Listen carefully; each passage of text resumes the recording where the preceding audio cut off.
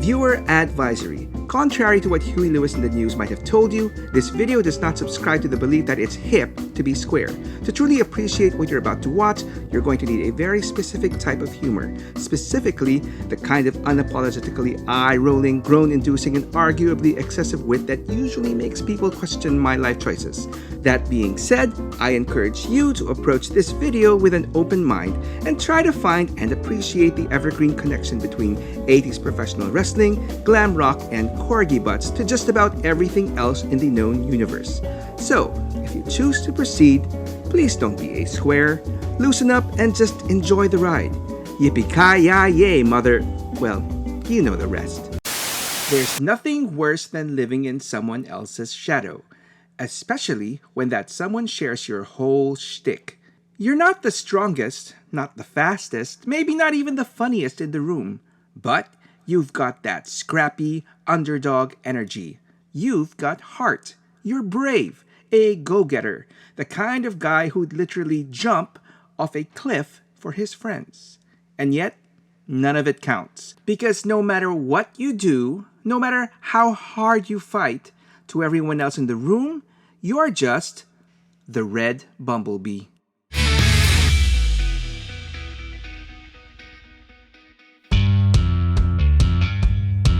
I've always believed that one of the main reasons the Transformers brand has survived all these decades is that from the very beginning they established characters with genuinely distinct and layered personalities.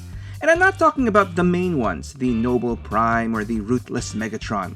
What I really latched onto were the little nuances of the others, the secondary cast. Bots like Blue Streak, whose cheerful non-stop prattle hides a deep, war-torn trauma.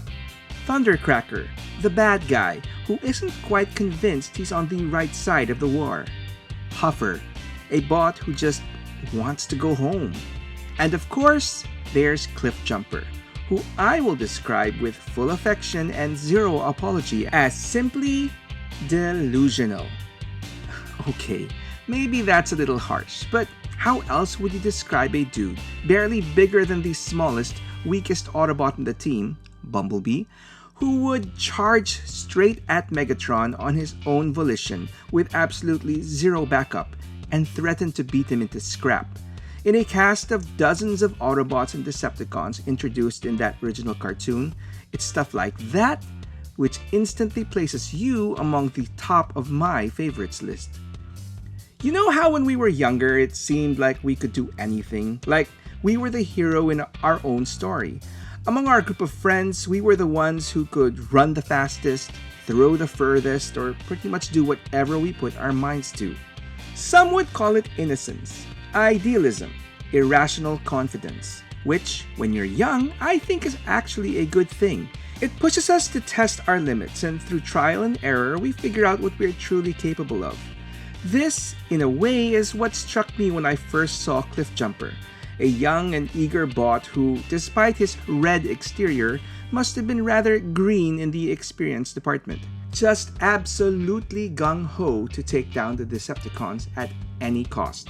Case in point, early on in the show, upon newly awakening on Earth, Cliffjumper and Hound are sent on a scouting mission. Emphasis on scouting, as in observe and report, as in do not engage. And then Cliffjumper spots Megatron in the distance and decides, completely unprompted, that he is in fact an expert marksman who can end the entire Decepticon conflict right then and there with one clean headshot. Hound obviously objects, but Cliffjumper shoots anyway. And misses. Of course. Completely. It's not even close. He blows their cover, and the two of them spend the next several minutes running for their lives, chased down by Laserbeak, who manages to take out poor Hound and send him driving off a mountain road into a chasm below, all because of a missed shot that nobody asked for. That, in a nutshell, is Cliffjumper. Not stupid exactly, just operating on a level of self-confidence that the available evidence does not support. And I'll be honest with you, I love him for it. He's the little bot with big courage and occasionally terrible judgment, and that combination is infinitely more entertaining than any amount of competence. I'm sure we've all met someone like that, the person who is absolutely convinced they're the most capable one in any room they walk into. Sometimes infuriating, sometimes dangerous. And every now and then, just often enough to keep you from writing them off completely, somehow, inexplicably, a little bit impressive.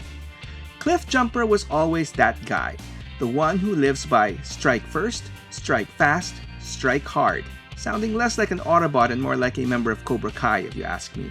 No strategy, no nuance, just pure unfiltered aggression.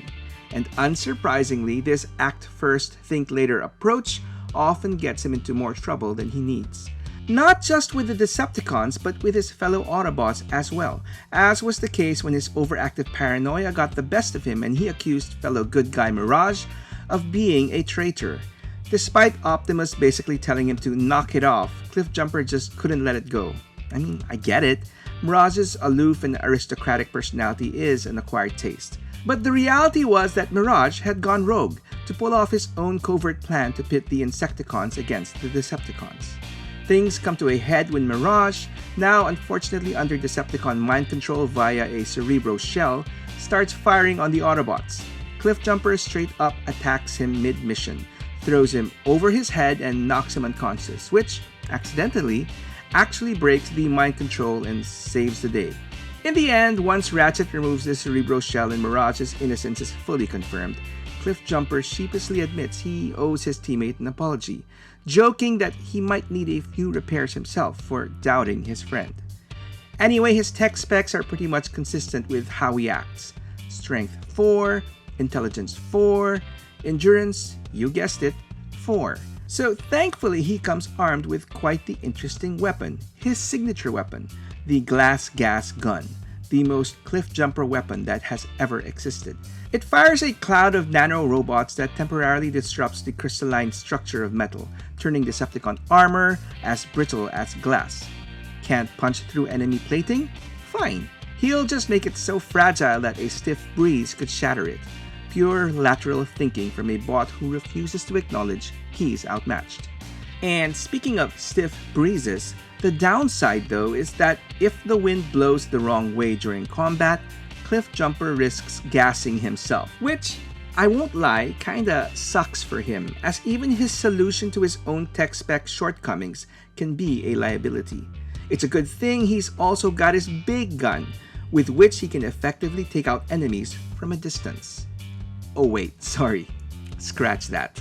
But ultimately, you take the bad with the good, and as far as Cliffjumper is concerned, there's far more good. I mean, despite a similar appearance and some would say a similar role, I've always preferred Cliffjumper over the Golden Boy, or should I say the Golden Bee of the Autobots, Bumblebee. Comparing apples to apples, Cliffjumper just seemed cooler in every possible way. Like, I prefer Cliffjumper's impulsive, excitable, and even flawed personality over Bee's G. Willikers milquetoast energy any day. I'll also take a Porsche 924 Turbo over a VW Bug. No contest.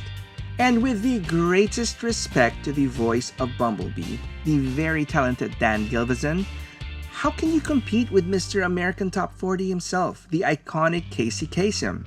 The voice, I might add, of yet another legendary cartoon character, Shaggy Rogers. Yes, Shaggy, the most aggressively non-confrontational character in cartoon history, sharing a voice with the Autobot most likely to start a fight with someone 3 times his size. If that irony doesn't make you smile, I can't help you.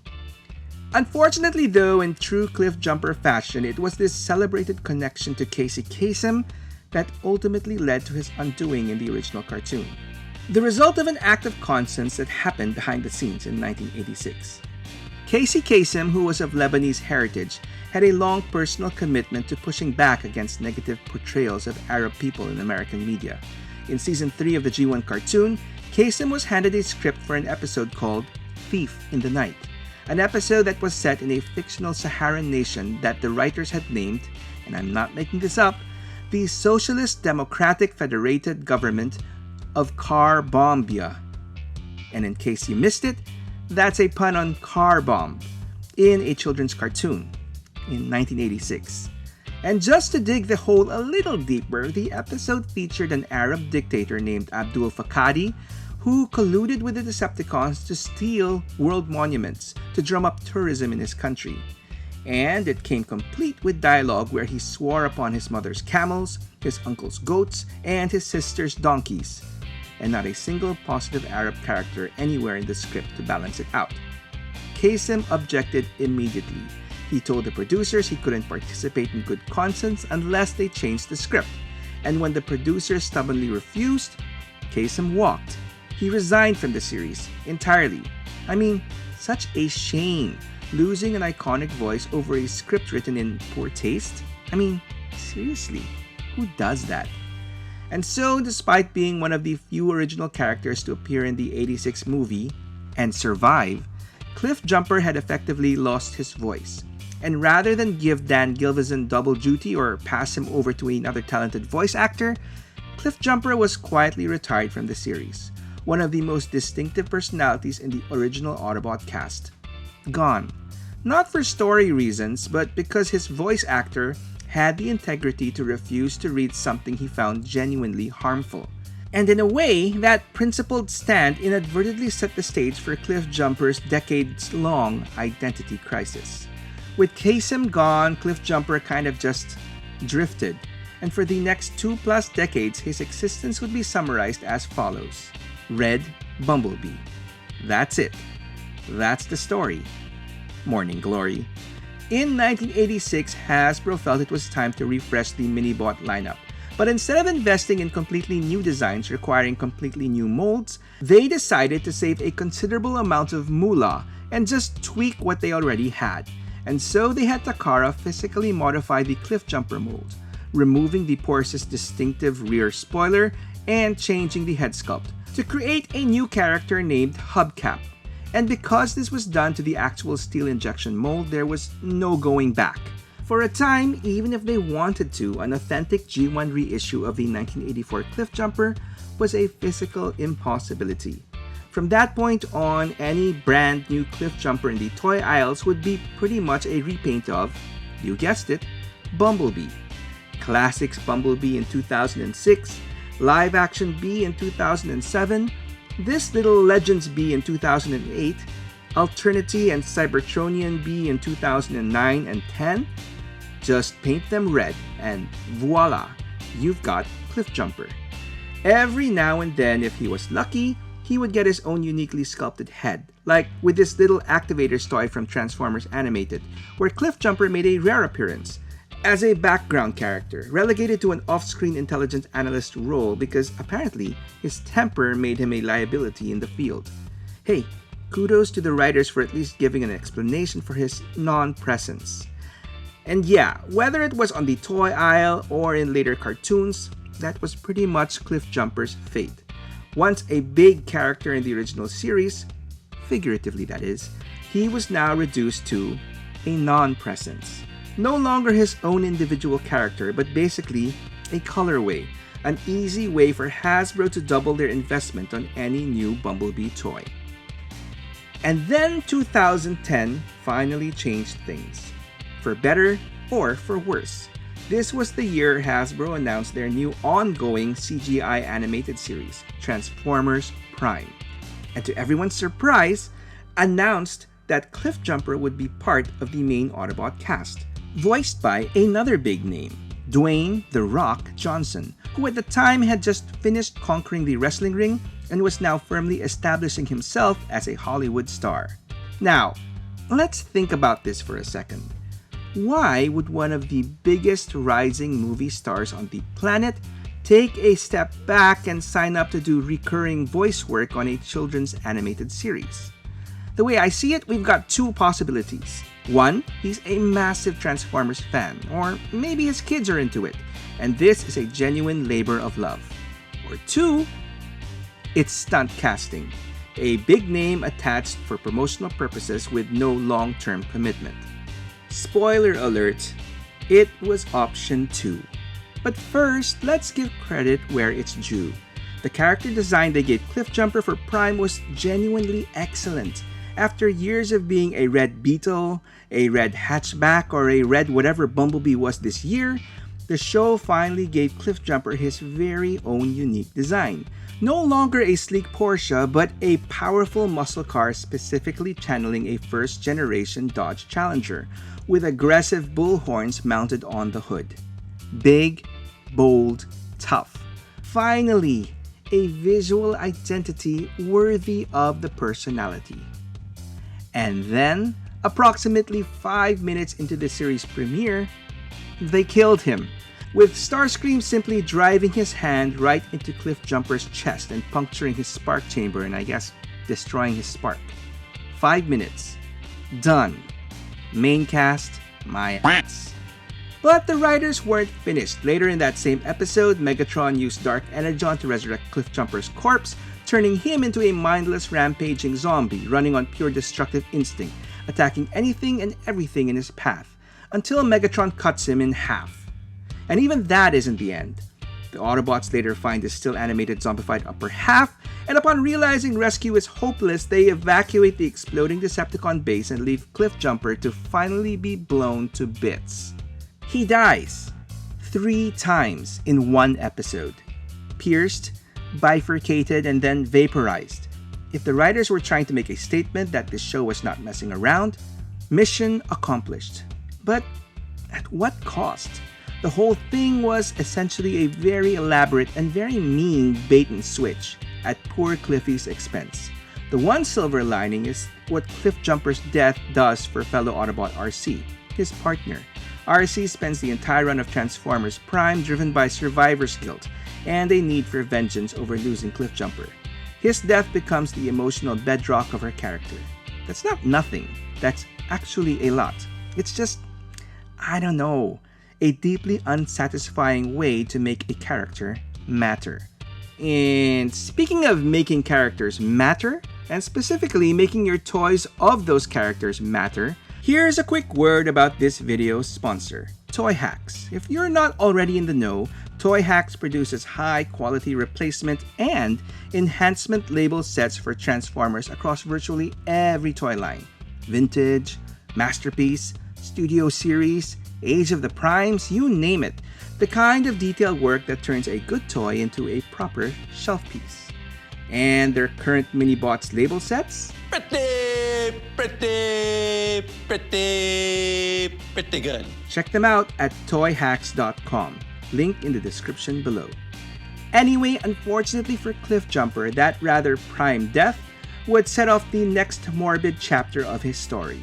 Having already lost his identity, Cliffjumper would now lose his life several more times. Not just as the Red Bumblebee, but as the Red Bumblebee who dies. In the 2018 live-action Bumblebee prequel film, director Travis Knight needed a way to immediately establish how dangerous and ruthless the Decepticon antagonists Shatter and Dropkick really were. His solution? Cliffjumper. Early in the movie, our guy is tracked down to an alien moon, captured and interrogated about the location of Optimus Prime. He refuses to give up the information, and for his bravery, Shatter and Dropkick bisect him, clean in half, vertically. To his credit, Knight has been transparent about why he made his choice. He just couldn't stand that little red bugger. Just kidding. He reasoned that Cliffjumper's visual similarity to Bumblebee would make the audience immediately understand the stakes. What Shatter and Dropkick did to that guy, they will do to our little yellow hero without a second thought. Cliffjumper's death is a narrative device specifically designed to make you afraid for Bumblebee. Which, I mean, yeah, logical reasoning, but it's called the Bumblebee movie, so you know he ain't dying anytime soon. On one level, you could see it as effective filmmaking, but on another, it's the most depressingly on-brand thing that has ever happened to Cliffjumper. He exists to make you scared for someone else. He is the warning label on the bottle that is Bumblebee's story. At this point, the fandom had fully embraced, in a kind of gallows humor way, the idea that Cliffjumper always dies. He'd become the Transformers equivalent of Kenny from South Park. Show up, get killed, repeat. And of course, The fact that Cliffjumper was red lined up perfectly with the already popular concept of the red shirt from Star Trek. Those unnamed crew members in red uniforms who exist primarily to be killed off each episode. Except the statistics don't actually back that up. Characters like Wheeljack, Ironhide, and even Bumblebee himself have died just as frequently across the multiverse. But Cliffjumper's deaths are always staged with such theatrical finality, zombie resurrection, vertical bisection, the whole production, that they dominate the cultural memory of the character. It's not that he dies more, it's that when he dies, it's pretty epic. Now, when it comes to the comics, Cliffjumper's story is a mixed bag. While IDW is best known for elevating third and fourth string characters into household names, I guess the same courtesy wasn't extended to, second string guys. While he's definitely a level down from B, I wouldn't consider Cliffjumper as obscure. And as such, while he was definitely present, he didn't really do much in the grander scheme of things. Cliffjumper started out as a light-hearted character, part of a close-knit trio with Bumblebee and Hubcap, who enjoyed watching racing together before the war tore that life apart. As the conflict escalated, he transforms into something darker, a skilled assassin and weapons expert for the Autobots. He gets his very own spotlight issue, which serves as the emotional centerpiece of his arc. Stranded on an alien world after a mission, he befriends a farm girl named Kita and her brother Call, getting a rare glimpse of a peaceful life. When the Decepticons track him down and kill Kita, he goes on a brutal rampage and defeats his enemies. Then buries her with flowers while using the enemy's severed head as a grave marker. A striking image that captures the contradiction at his core. A killer who genuinely wants to be one of the good guys. And then his story in this IDW run ends in a familiar and tragic way.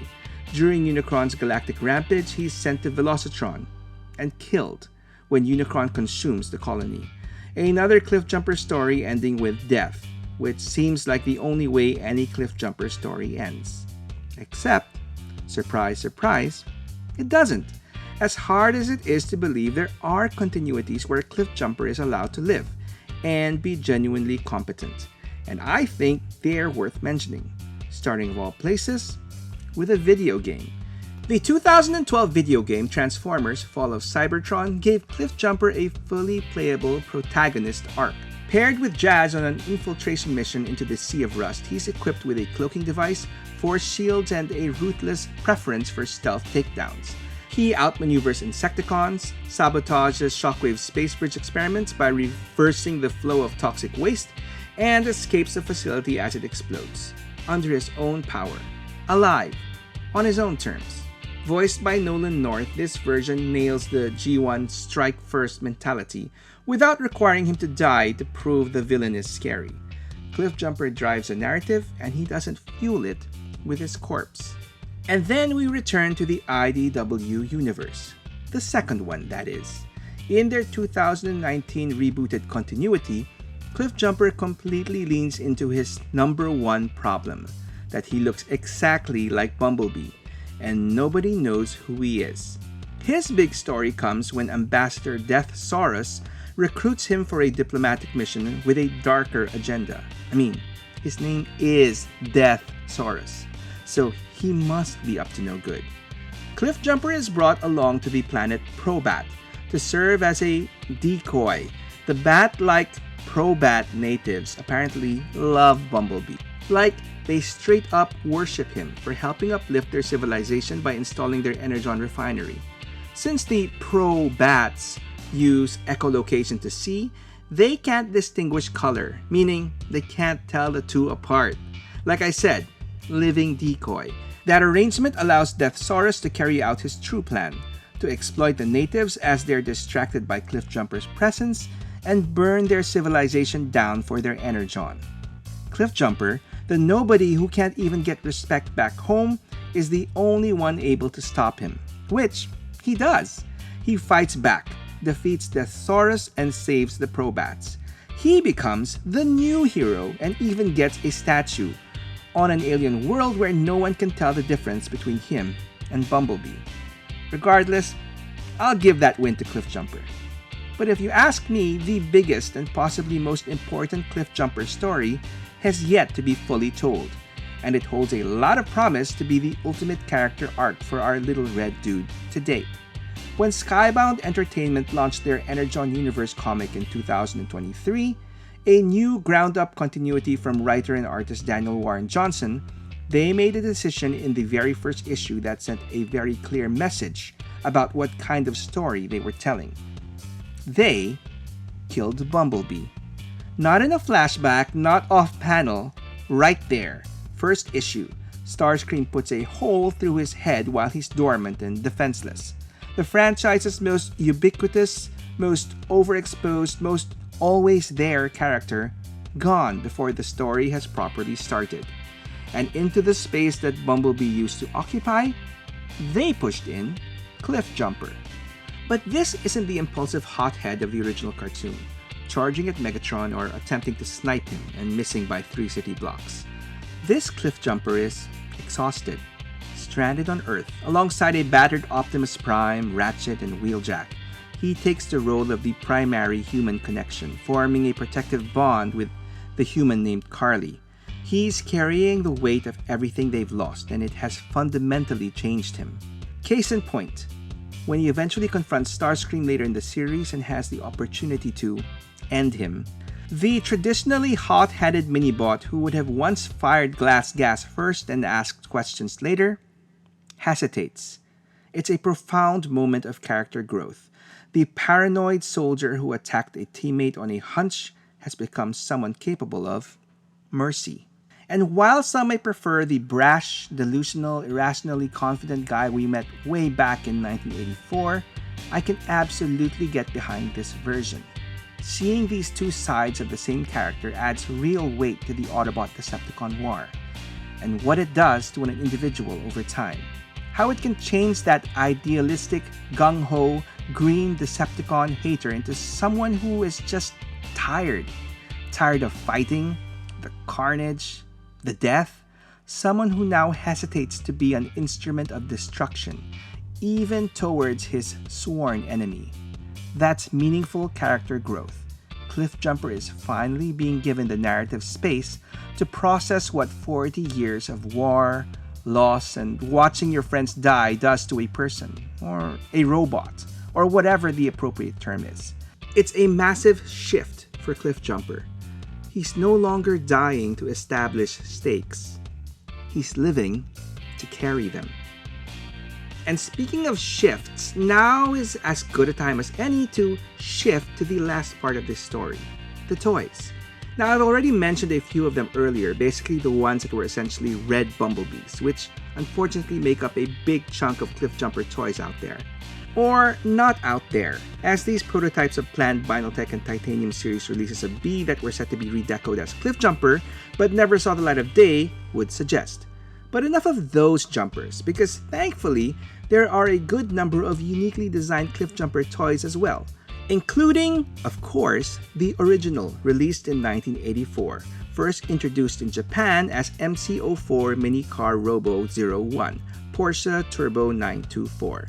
From Takara's Microchains line, itself a natural progression from another Takara line, Koro Q, which featured cute little pullback toy cars with squashed, exaggerated, super deformed proportions. Anyway, after the OG toy, we all know what unfortunately happened next. Red Bumblebees, all the way up to 2010, when in line with the Prime cartoon, we finally got our first all-new, all-original, uniquely designed Cliffjumper toys. Despite being in the series for like 5 minutes, his distinct look and what little personality he got to show made quite the impact, enough to yield a good number of toys. Although, I'm guessing the whole bait and switch angle wasn't really explained to the toy designers at Takara and Hasbro. So as far as they were concerned, they were making a toy of a dude who was earmarked, or is that horn-marked, to play a key role in this exciting new show, which would explain the love, care, and engineering ingenuity that went into the first edition release in 2011, and the slightly simplified but still cool Robots in Disguise version in 2012. I mean, these toys were so good that they just had to be retooled into zombie versions, of course, And after an odd attempt at G1ifying the toy by plopping on a more classic-looking head, which, I don't know, didn't quite work if you ask me, Hasbro successfully revisited this design for a much better legacy version in 2024. But as awesome as that version of Cliffjumper was, it wouldn't be until 2020's War of Cybertron trilogy that a more traditional Cliffjumper would be released as a deluxe toy. Yup, despite still being a mini-bot, Hasbro sold him at a higher price point, citing more involved engineering and extra accessories, including some water skis from that one random cartoon episode and his big gun that he almost took out Megatron with to justify it.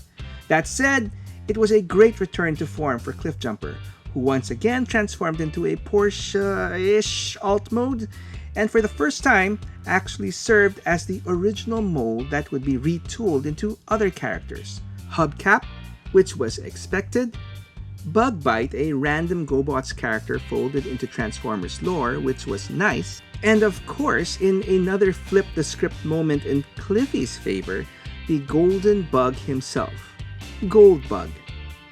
Oh, and some other dude named Bumblebee. All of them armed with the same big gun and water skis, all thanks to originating from the prime mold itself, Cliffjumper. And what followed was even more Cliffy love, in the form of Missing Link Cliffjumper, the triumphant return of the OG toy that transformed into that cute super deformed Porsche alt mode, now completely re-engineered from the ground up with modern articulation. And speaking of that super deformed alt mode, if that's your preference, we are finally getting a Studio Series 86 Cliff that transforms into exactly that. Although, I would like to be a nitpicky fan for a moment and point out his unfortunately wrong deco. I mean, seriously, he looks like he's wearing tidy whities. Ugh, I can see it now. A properly corrected deco Cliffjumper will eventually show up as part of a multi-pack or something. I know your game, Hasbro, and I don't like it. And finally, we enter the Masterpiece realm, where Takara released their version of a Masterpiece Cliffjumper in... what's that now? Cancelled? Huh.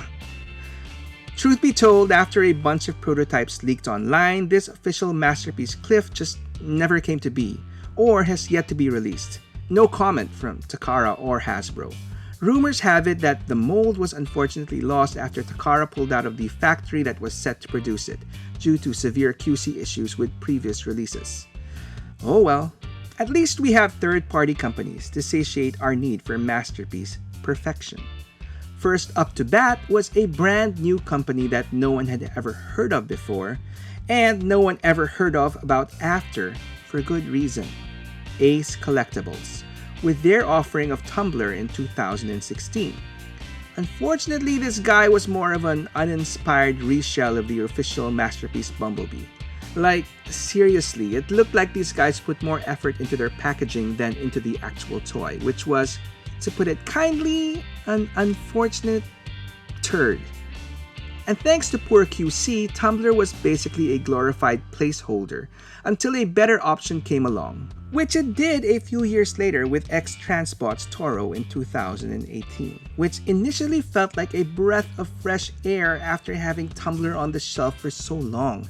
X-Transbots is kind of hit or miss when it comes to QC itself, but compared to Tumbler, Toro was a definite upgrade. After some time though, once the relief of flushing that Tumbler turd down the proverbial toilet had passed, Toro's own issues started to show, specifically his rather wonky proportions, especially when Fans Toys announced their take, Parkour, in 2021, which looked much better than Tumbler and Toro combined. The perfect masterpiece representation of the cartoon Cliffjumper transforming into his cutesy but iconic toy car alt mode.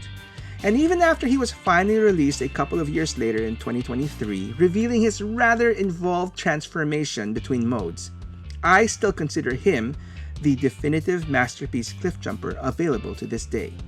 And I'm pretty sure I'm not the only one. And speaking of the only one, have you heard about the Autobot who is the only one to possess the power of magnetism?